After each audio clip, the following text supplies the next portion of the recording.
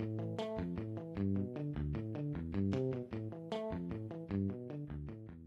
everyone, I'm Thanos Davelis, and welcome back to our podcast, The Greek Current, for your daily roundup, where we highlight the top stories of the day every afternoon with analysis from guest experts, policymakers, journalists, and health staff.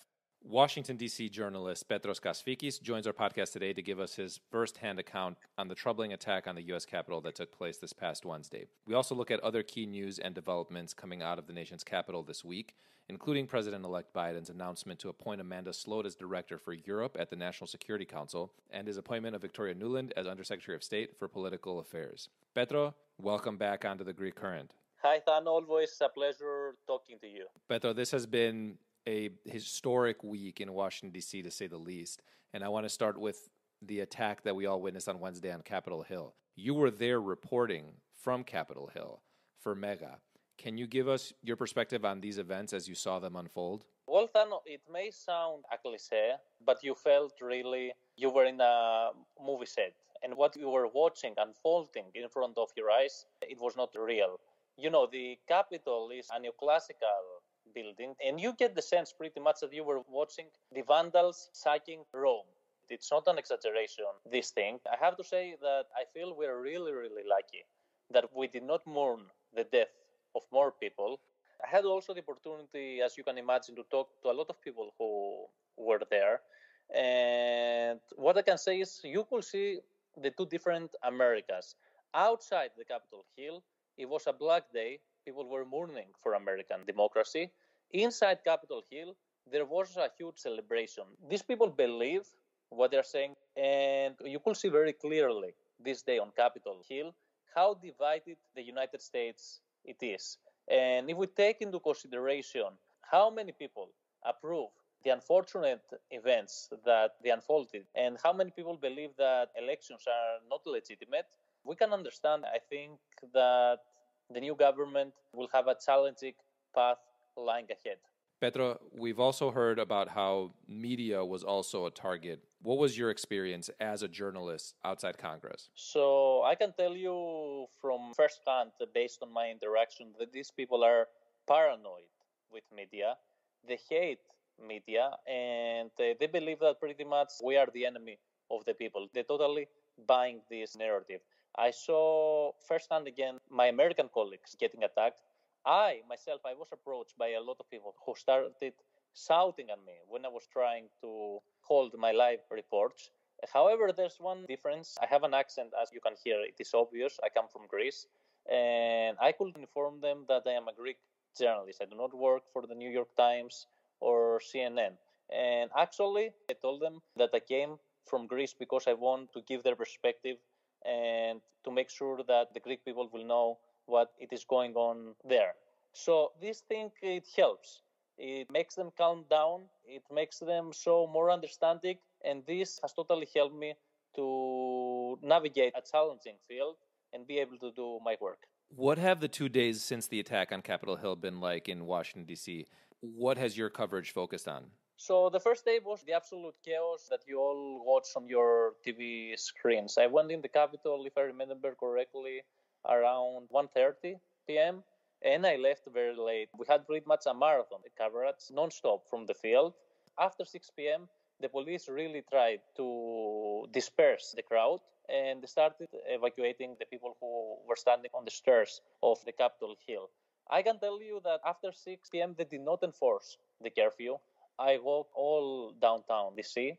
I was not approached by any policeman. All the Donald Trump supporters also they were roaming the streets of the city. One other interesting thing, I saw a lot of groups, again, of Donald Trump supporters standing outside the hotels where they were staying. They were drinking, they were singing chants, and they were having a party celebrating, in quotation marks, their success that they think they had.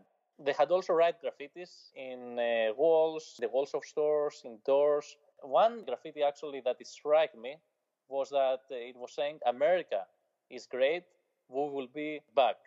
Of course, we did not see a lot of violence taking place during the night, as we saw in the previous protest that we had 1 month ago. So I can tell it was a quiet night. And the next day, of course, was very peaceful. We did not have any real action on the ground. But This story turned from a classical, if you want, protest coverage into a political story because we had a lot of developments taking place. So, from my perspective, it is clear that the next morning, after the violent protests in Capitol Hill, we had a new political day here in Washington, D.C., and a new political landscape as we saw more and more voices demanding the resignation of the president or the invocation of the 25th Amendment. The conversation now about impeachment is definitely on the map, and there's a couple of ways this can be done.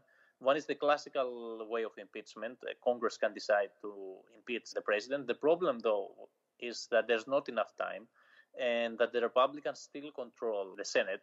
So we do not know if the Republicans are so dissatisfied to support an impeachment. The second method, if you want to impeach the president, is, of course, the invocation of the 25th Amendment. Of course, there are problems, technical problems also there. This process will need at least 1 week. There's also some gray zone areas with regards in the law. For example, we do not know if the acting secretaries who have not been approved by the Senate, they have a right to vote. So I think we get into uncharted waters and we need to see how this thing will play out. Now, there's one third scenario that it has not been discussed a lot, but I think it's very significant. Trump can be impeached by Congress after the end of his term. So after the end of his term, we will have the Democrats control both the House and the Senate. And this means that it will be really more feasible and easy to collect the necessary votes. Someone might think, though, that such an impeachment will have only a symbolic value, which, though, it's far away from the truth, because if Donald Trump gets impeached, even after his term ends, this means that he will not be eligible to run again for federal office. So he will not be a candidate for 2024. How do you see this playing out on the international stage? Do you think that these developments have a foreign policy dimension? We've seen several high-ranking administration officials announce that they were resigning, and that included a couple of cabinet members and members of the current National Security Council team. I don't think there's a huge foreign policy angle in this story of the Capitol Hill riots and protests. I think that there has been a lot of damage, of course, to the image of the United States of America. But this damage is just the culmination of a long process that started 4 years ago with the election of President Donald Trump. Undoubtedly, there has been a lot of damage inflicted in the international status of the United States, but we can expect that this thing will immediately change and improve. A lot of things will need to get done, but I think it can get there with the new administration. Otherwise, I do not see any significant foreign policy angle in that specific story. Since we're on the topic of foreign policy, this week also saw President-elect Joe Biden make a number of appointments to key national security jobs. While we talked about Brett McGurk's appointment to the National Security Council to coordinate policy for the Middle East and North Africa on our podcast earlier this week with Dr. Aykan Erdemir, we didn't cover two other appointments that President-elect Biden announced, and that is Amanda Sloat as Senior Director for Europe at the National Security Council, and his decision to nominate Victoria Nuland, a retired career diplomat and former Assistant Secretary of State for European and Eurasian Affairs, to the position of Undersecretary of State for Political Affairs. Both Amanda Sloat and Victoria Nuland have had important roles to play in the past when it comes to Hellenic issues. What's your take on these two appointments? Well, both ladies are really well known to us, and unfortunately, I cannot say that they have a really positive track record when it comes to Hellenic issues. Especially Amanda Sloat, in the past, she had created a lot of problems for Athens and Cyprus.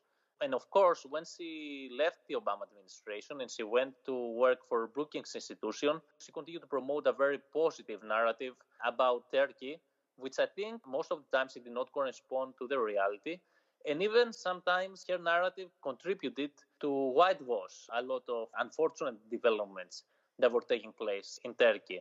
Having said that, I think the political sentiment towards Turkey, it has changed completely over the last 2 years. The positive thing is that both ladies know really, really well the region and our issues. They will work for a new administration. And I think that they will realize very soon that the political sentiment here in Washington is totally different than what it used to be for Turkey. And of course, we need to always take into consideration that they need to implement the policy of the administration. So if the administration decides to embark on a specific course, they need to follow that course and make the best policy proposals that will serve the goals that the president will set. So I'm cautiously optimistic about them, and I would like to cover them as a reporter and see how things will unfold. Petros, thanks for joining us and giving us these first-hand accounts from Washington. Thank you for having me. Always a pleasure to talk to you. In other news, Greece has extended its strict lockdown measures for at least until January 18th, although kindergartens and primary schools will open again on Monday. Deputy Minister for Civil Protection Nikos Kartalias made the announcement on Friday.